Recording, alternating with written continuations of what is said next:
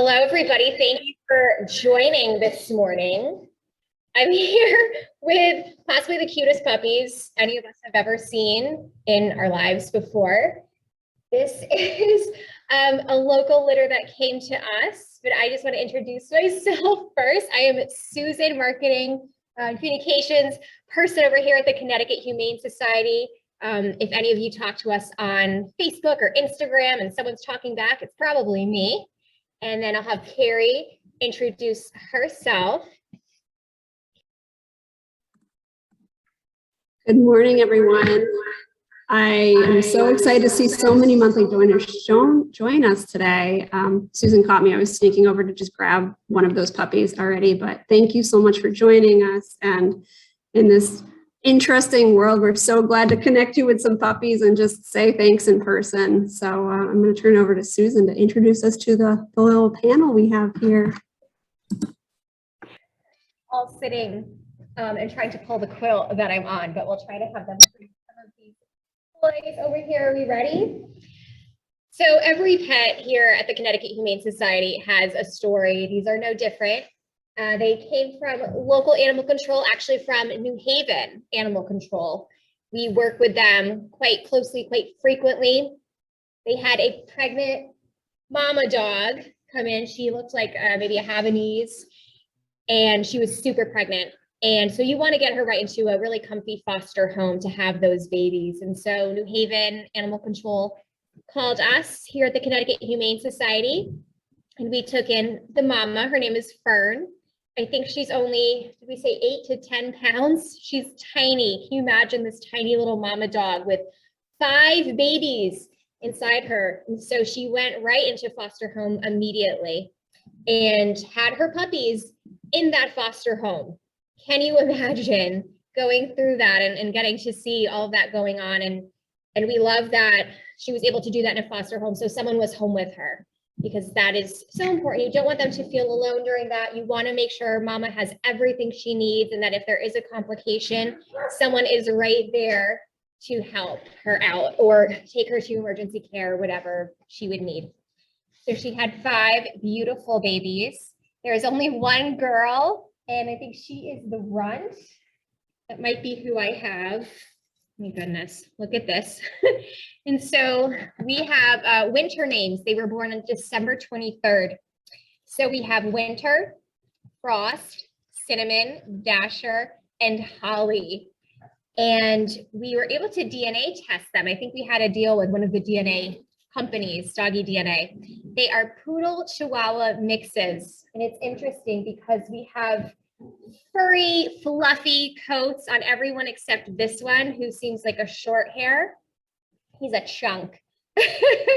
So right now they are a month and a half old. So they are going back to foster today after visiting with all of you.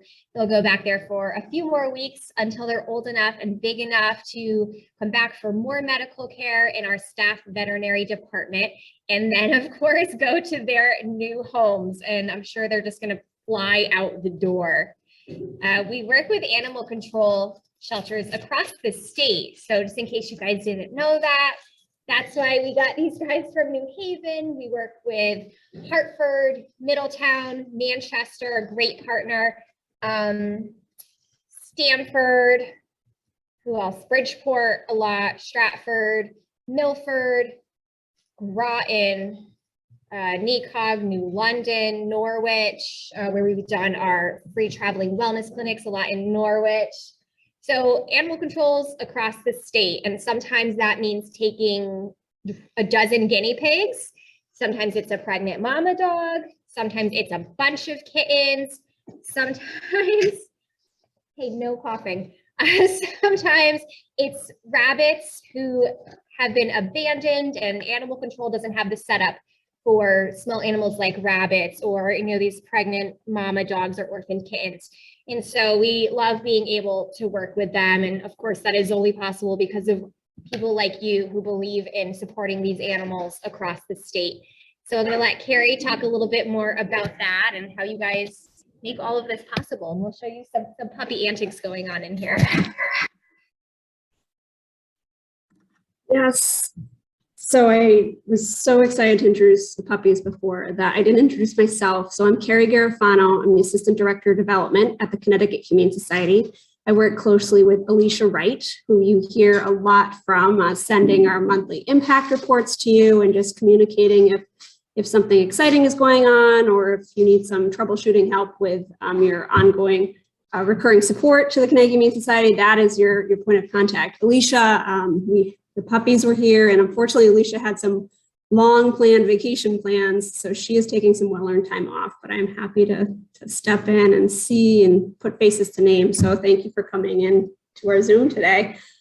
So yes, I have a formerly sleepy little puppy here myself, but I just want to talk a little bit about, Susan said, yes, they came in, their mom came in earlier this winter, and they were born on December 23rd. And this is really where the monthly donors come in, because your loyal support comes, we can count on it.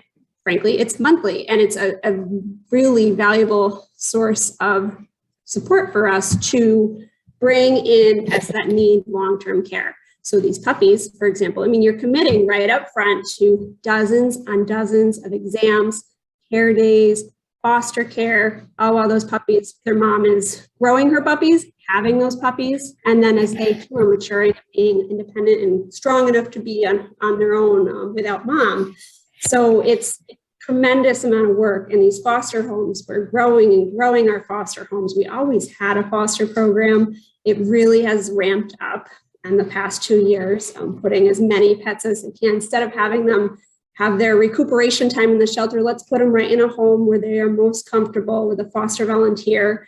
The home brings the peace and the love and the support and exercise and enrichment every day. And Connecticut Humane Society provides all the rest because of you. So it's the food, it's committing to that medical care. Our foster volunteers don't have to have those out-of-pocket expenses like others might, with all the various foster programs across our country. You really allow people to step in and fill the need and be really responsive because we have your ongoing support.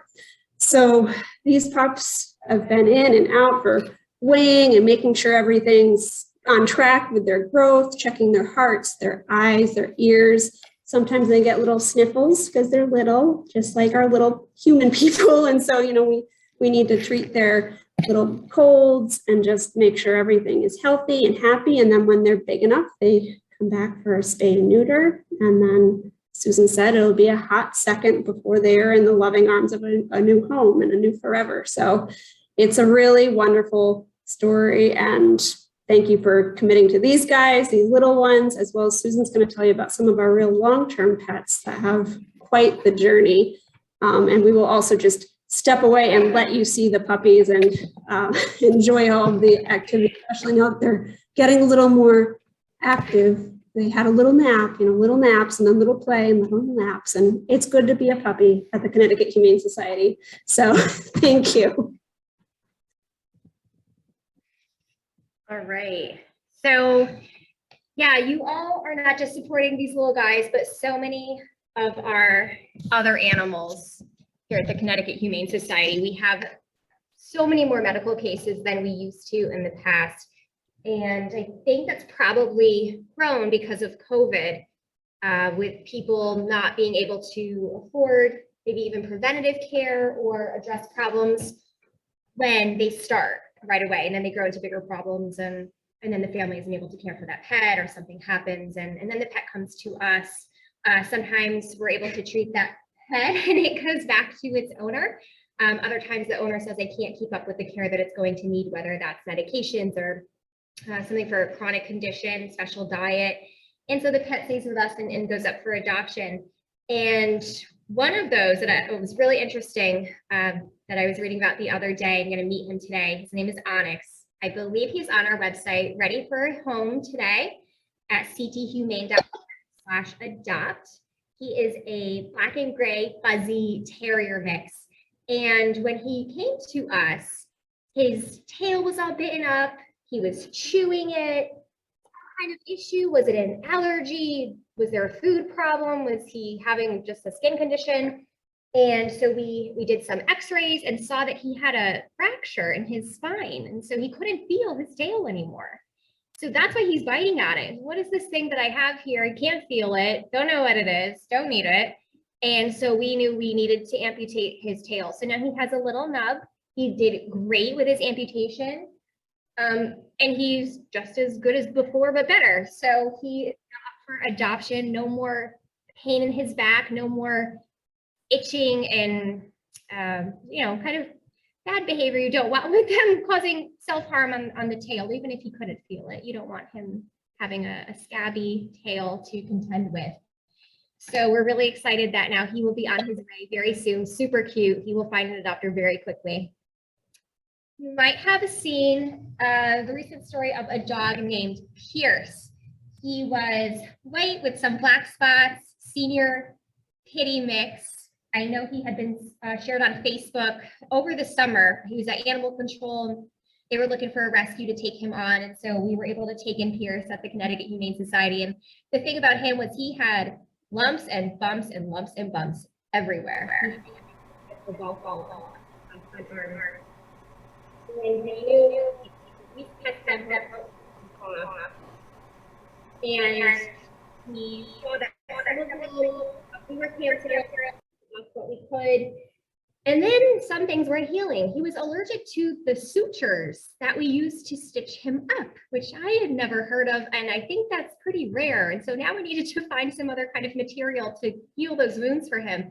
So he came in, it was around July or August, finally ready for adoption. Well, you might think a dog like him would have a hard time finding a home. He's older. We don't know how long he has. He has this weird allergy to medical supplies. And he had gone on a field trip with a volunteer to, I think, just her office for the day, go to the pet store. He listened to Celine Dion songs in the car, loved it. And that volunteer could not get Pierce out of her mind. Saw that he was clear for adoption and said, I got to grab this guy. I'm going to take him home and he's going to be mine. She has 2 other dogs at home. So now he has siblings. And at first, Pierce was like, this is my person, all mine. And the other dogs were like, well, no, she's our mom too, but they're all getting along now. She's like, I'm going to make it work. And it's going really well. And Pierce is even more spoiled now. He was spoiled here. He was spoiled in foster. And now he's even more spoiled in his new home.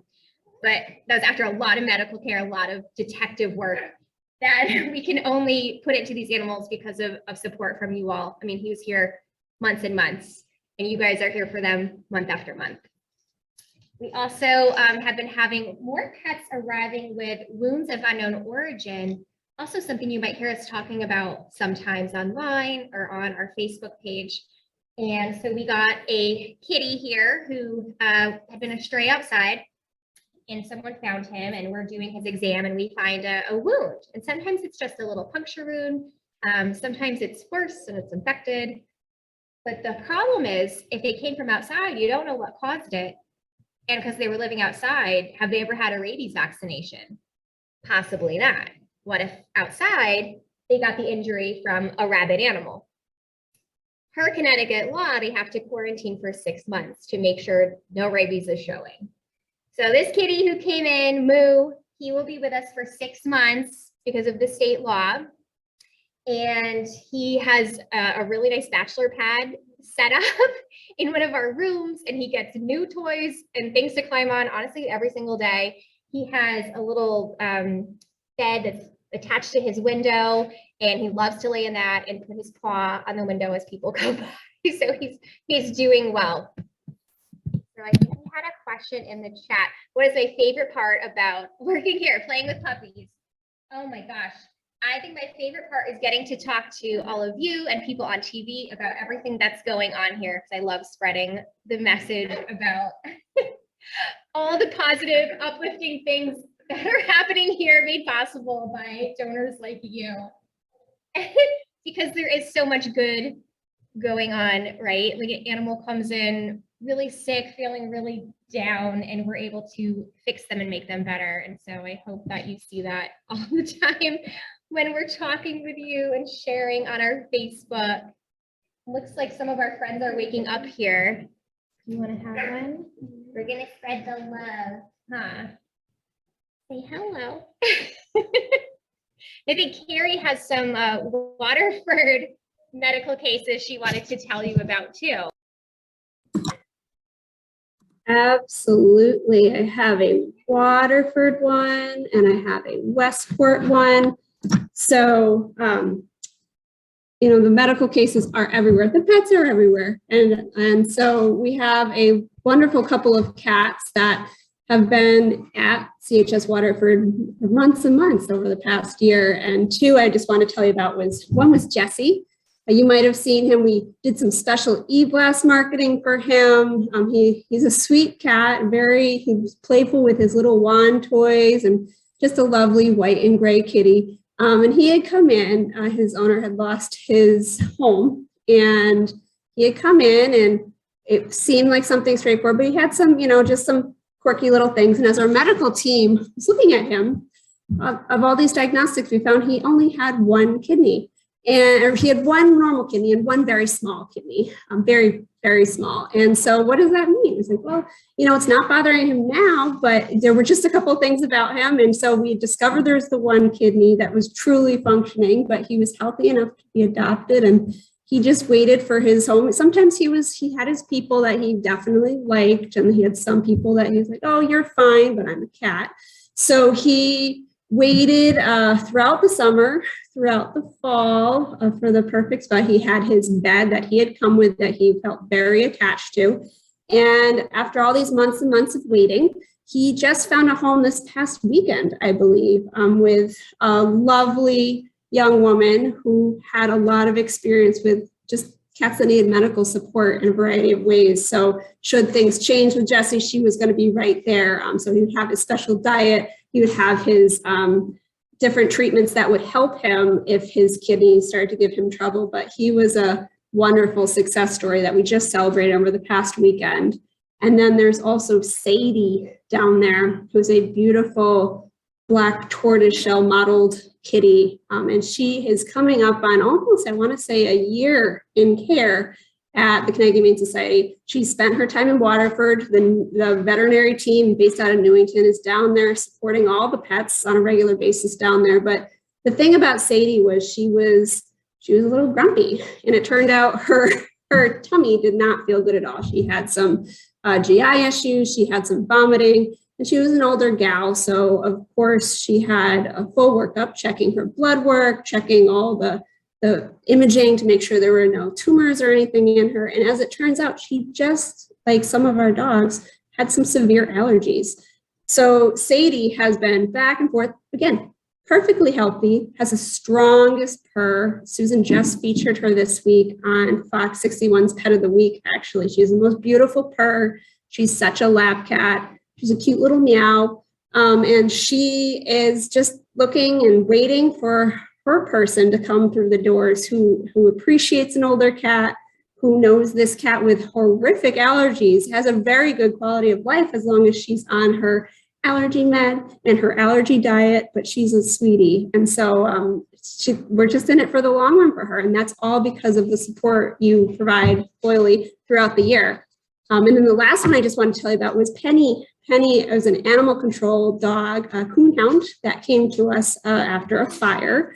And Penny and her hound siblings all came in, and it was found that Penny actually had heartworm. So heartworm is a preventable disease. If you have a preventative, it's transmitted by a mosquito. It's a parasite transmitted by a mosquito that can cause heart failure if left untreated. The injection is a couple $1,000s. It's more expensive the bigger the dog and the bigger Penny is. It's a hefty injection to kill that parasite, to freeze damage where it starts and just rid of the body to prevent further damage to the heart. So Penny had that treatment. Then you monitor them for 6 months because you have to make sure the heartworms don't grow back. The vaccine only captures certain worms at a certain life stage. I've learned more in our grant writing about heartworm than I ever could. I could almost write a dissertation on it. But she had the heartworm treatment. She is now healthy and whole and waiting for her forever after down in Westport for the right home for a beautiful hound girl. So these are the stories, these long-term, wonderful stories that, because of your support, they have the restorative medical care they need to save their lives and change the life of the adopter who falls in love with them. Does anyone have any questions? I know we had a question in the chat, but you're welcome to ask any questions or just say hello. We open it up to all of you. Just unmute yourself and you can either say it verbally or put it in the chat, and we're happy to answer questions about any of the cases we've talked about today, what's happening at Connecticut Humane, or just these adorable puppies that are now very sleepy that are right in front of your eyes on the screen here.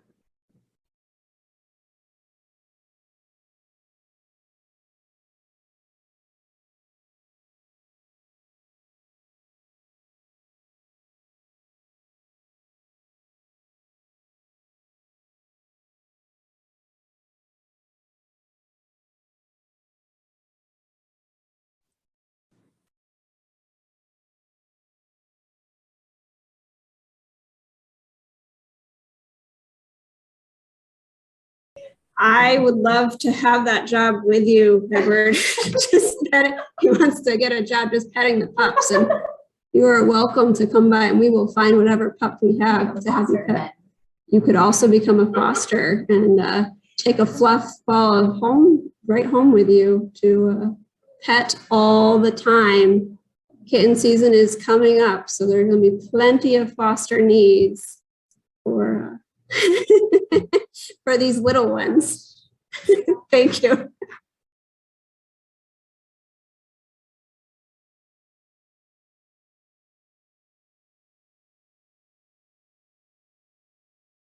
Sure.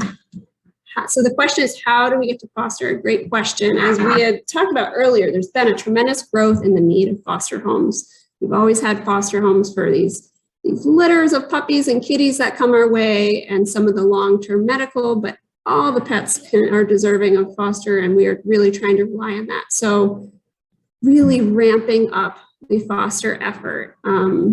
Just recapping that if you become a foster parent for Connecticut Humane, all the food, supplies, veterinary expenses, those are covered because of your support, because of donor support. So you are really just opening up the time and the heart and the love to these pets and your home, of course, for the duration of this pet's need. So there are a couple different ways to get involved. All of them surround by applying. We have a video on our website about volunteering at the Connecticut Humane Society. There's a lot we can send you about fostering. We have some pet talks, which I think you get the emails for occasionally. We have pet talks throughout the year that our community outreach team puts together on a variety of topics, from pet allergies to pet behavior to we also profile our foster program. We did one last summer. It was very popular. And next week, we will have one next Wednesday. We are having a pet talk on a program, a special type of foster program called crisis fostering. And the crisis foster program is one of the new interventions we have developed in the last 2 years at the Connecticut Humane Society, that we get calls where a person is going into the hospital for medical treatment, or they've lost their home due to a fire, or they are going on a military deployment, and those things are causing them to have to separate from their pet. Where the crisis foster program is coming in is it's just providing housing and medical care for that pet while the person gets back on their feet, while they rehabilitate, or while they're on deployment, so that when they are finished with that, they are able to reunite with the pet, because that's the pet, that's their pet, and that's the pet that the person loves. The pet loves the person. I'm getting all tongue twisted here, but it's better for the pet. It keeps a family together, and rather than enter a shelter and go through the heartbreak and how hard that is on the pet, we've just put it in a home similar to the home they know and love until that person is ready to reunify with them. So we will talk about all types of fostering next week at that pet talk, but really focus on this new crisis fostering program because it's a growing need. So check out online, cthumane.org/volunteer. You can read about foster needs, as well as join our pet talk should you be interested. And Susan or I or Alicia can always point you in the right direction on should you like to learn more about that.